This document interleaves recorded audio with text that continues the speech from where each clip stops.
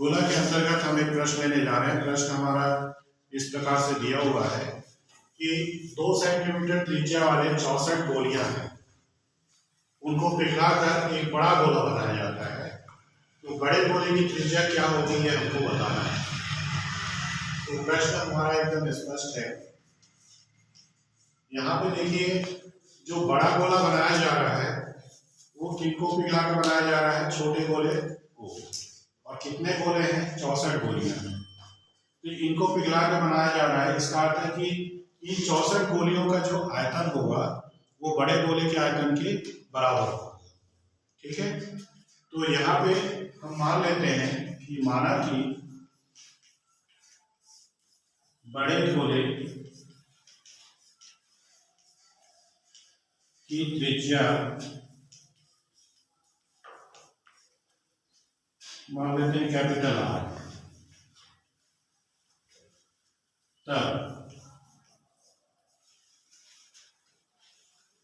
तब बड़े गोले का आयतन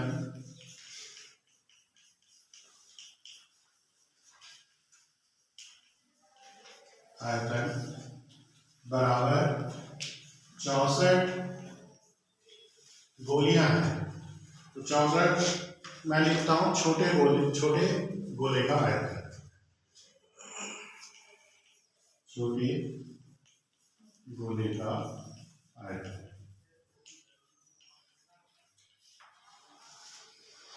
इसमें कोई दिक्कत है क्या?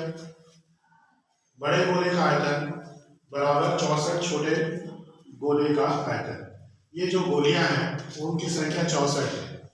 तो हर एक गोले का आयतन क्या है? समान है। 64 गोलियां हैं तो 64 गोलियां हैं, इसलिए यहाँ पे 64 गुना होगा। तो एक गोले का आयतन छोटे वाले का, उनको 64 से गुणा करेंगे तो जो बड़ा गोला है उसके आयतन के बराबर होगा।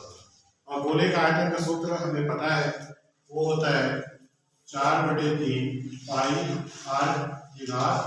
तो यहाँ पे देखिए r हम किसको लिए हैं? कैपिटल आर लिए हैं बड़े गोले की त्रिज्या के लिए। तो इसलिए यहाँ पे क्या हो जाएगा? 4/3 पाई r³ बराबर 64 गुणे 4/3 पाई, और छोटे गोले को हम त्रिज्या उसकी लेते हैं स्मॉल r, उसकी घात 3। अब यहाँ पे प्रश्न में हमको एक चीज और दिया हुआ है कि जो छोटा गोला है उसकी त्रिज्या 2 सेंटीमीटर है। मतलब r का जो मान है वो 2 सेंटीमीटर ये हमको दिया है। ठीक है, तो इस मान का हम यहाँ पर उपयोग करेंगे। पहले हम देखते हैं कि क्या कैंसिल हो सकता है। तो 4/3 कैंसिल हो गया, पाई और पाई कैंसिल हो गया, तो बच क्या गया? r³ बराबर 64 गुणे स्मॉल r³। तो r³ बराबर 64 गुणे, यहाँ पे देखिए जो छोटा गोला है उसकी त्रिज्या 2 सेंटीमीटर दिया हुआ है, तो 2⁵3। r³ 64 को भी हम ऐसे तोड़ लेते हैं क्योंकि यहाँ पर घात 3 है। तो इस पूरे पद को हम ऐसा लिखते हैं कि घात 3 मिल जाए। तो 64 को भी हम 4⁵3 लिख सकते हैं। गुणा करेंगे 4 को 3 बार तो 64 मिल जाएगा। तो यहाँ पे हमको क्या मिल गया? कैपिटल R³ बराबर 4 गुणे 2 की घात 3। ये हो जाएगा r⁵3 बराबर 8⁵3।